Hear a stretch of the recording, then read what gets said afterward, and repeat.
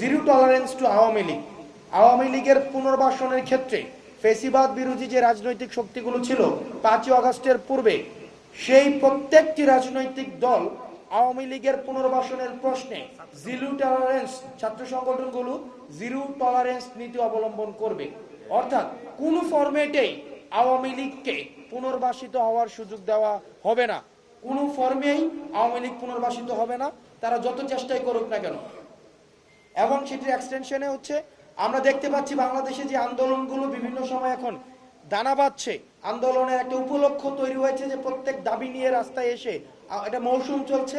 সেই মৌসুমে আমরা দেখছি যে আওয়ামী ফেসিবাদী যে শক্তিগুলো রয়েছে তাদের ব্যাপক ফাইন্যান্সিং রয়েছে এবং গত 16 বছরের দুঃশাসনে আওয়ামী লীগ আমরা দেখেছি যে বাংলাদেশের অর্থনৈতিকে নাজুক একটি পরিস্থিতিতে তৈরি করে তারা নিজেদের পকেট ভারী করেছে এবং দেশটাকে আমরা দেখেছি ব্যাংকগুলোকে খালি করে ফেলা হয়েছে এবং অফশোরিংয়ের মাধ্যমে প্রচুর পরিমাণ একটা 2 লক্ষ কোটি টাকারও বেশি পাচার করেছে। এবং আমরা দেখেছি যে জাস্ট একটা এমপির যে বিদেশে 360টার মতো বাড়ি ছিল।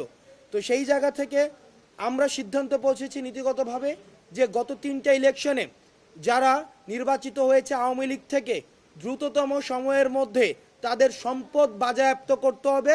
কারণ তাদেরকে আমরা যদি ফিনান্সিয়ালি ক্রিপেল না করা যায় আইনগতভাবে, তাহলে যে বিদেশে বসে তাদের যে ষড়যন্ত্রগুলো তারা করছে বাংলাদেশকে আবার পিছিয়ে নিয়ে আসার জন্য, সেই ষড়যন্ত্রগুলো অব্যাহত থাকবে।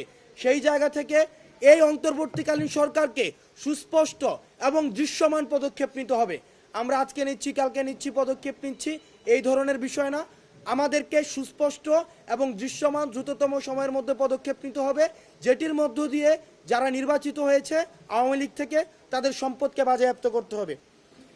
দ্বিতীয়ত যে বিষয়টি, সেটি আজকে আমরা নীতিগতভাবে একটি সিদ্ধান্তে পৌঁছেছি। সেটি হচ্ছে যে আমরা এই যে একটি সরকার নতুন এসেছে, কিন্তু এই সরকারটি কিন্তু আওয়ামী প্রশাসনিক কাঠামোর মধ্যে সে এসেছে। আমরা দেখেছি যে গণহারে রাজনৈতিক রেকমেন্ডেশনের ভিত্তিতে, আওয়ামী রাজনৈতিক রেকমেন্ডেশনের ভিত্তিতে সরকারি বিভিন্ন প্রশাসনে নিয়োগ দেওয়া হয়েছে। এই অন্তর্বর্তীকালীন সরকারকে সিদ্ধান্তে পৌঁছাতে হবে যে তারা এই যে আওয়ামী লীগের লেসপন্সার দিয়ে পরবর্তী যেই প্রশাসন এই ফেসিবাদকে হৃষ্টপুষ্ট করেছে, যেই প্রশাসন দিয়ে এই ফেসিবাদ এই 16 বছর ধরে বাংলাদেশের মানুষের অধিকার হরণ করেছে, তারা যদি ভেবে থাকে এই একই আওয়ামী প্রশাসন দিয়েই তারা একটি পরিশুদ্ধ বাংলাদেশ গঠন করবে, তাহলে এটি হচ্ছে এই অন্তর্বর্তীকালীন সরকারের রং মুভ।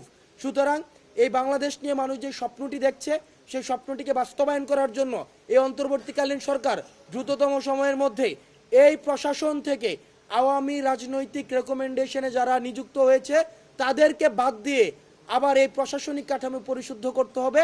নচেত এই ধরনের যে এই প্রশাসনিক জটিলতা এবং সরকারের যে সংস্কার কার্যক্রমের জটিলতা, সেগুলো অব্যাহত থাকবে এবং সেগুলো আমাদের তরুণ প্রজন্ম তথা রাজনৈতিক সচেতন মানুষকে আশাহত করবে।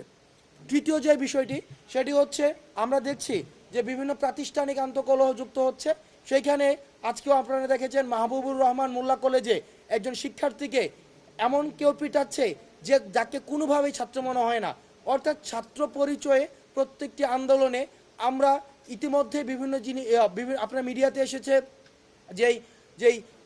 যে অটো রিক্সা চালকদের আন্দোলনে আমরা ছাত্রলীগের ইনভলভমেন্ট দেখেছি, যুবলীগের ইনভলভমেন্ট দেখেছি।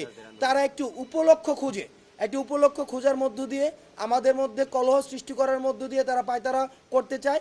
সেই জায়গা থেকে বাংলাদেশের সকল ছাত্র সমাজ 5ই আগস্টের পূর্বে আমরা যেভাবে ঐক্যবদ্ধ ছিলাম, ঠিক একভাবে ঐক্যবদ্ধ হওয়ার জন্য একতার বার্তা নিয়ে আমরা বৈষম্য বিরোধী ছাত্র আন্দোলন সকল রাজনৈতিক ক্যাম্পাস কেন্দ্রিক এবং সকল রাজনৈতিক যেই দল রয়েছে, ফেসিবাদ বিরোধী যে শক্তিগুলো রয়েছে, ছাত্র সংগঠনগুলো রয়েছে, তাদের ঐক্যমত্যের ভিত্তিতে আমরা সিদ্ধান্ত পৌঁছেছি আগামী 1 সপ্তাহ আমরা জাতীয় ছাত্র সংহতি সপ্তাহ ঘোষণা করছি।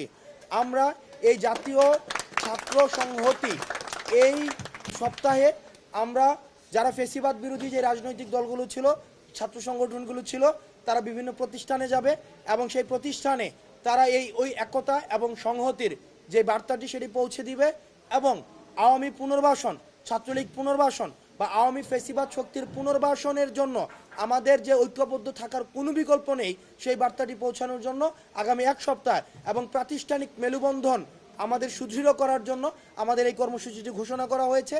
আজকে এই আমাদের তাৎক্ষণিক আলোচনায় যে ছাত্র সংগঠনগুলো, ফেসিবাদ বিরোধী ছাত্র সংগঠনগুলো উপস্থিত হতে পারেননি, আপনারাও একই ধরনের কর্মসূচি আপনারা পালন করবেন বলে আমরা আশা রাখছি। ছাত্র সংসদ নির্বাচন নিয়ে বা ছাত্র সংসদে ছাত্র প্রতিনিধিত্বের যে জায়গাটি, অর্থাৎ যে প্রয়োজনীয়তাটি, এই প্রয়োজনীয়তাটি আমরা এই ছাত্র সংগঠন যারা ছিল ফেসিবাদ বিরোধী যে ছাত্র সংগঠনগুলো, তাদের মধ্যে এই প্রয়োজনীয়তা উপলব্ধি হচ্ছে। এখন সেটির ফরম্যাট কেমন হবে, কিভাবে সেই প্রক্রিয়াটি আগানো যাবে, সেই বিষয়গুলো নিয়ে আমরা পরবর্তী আলোচনায় সেই বিষয়গুলো নিয়ে আমরা কথাবার্তা বলবো।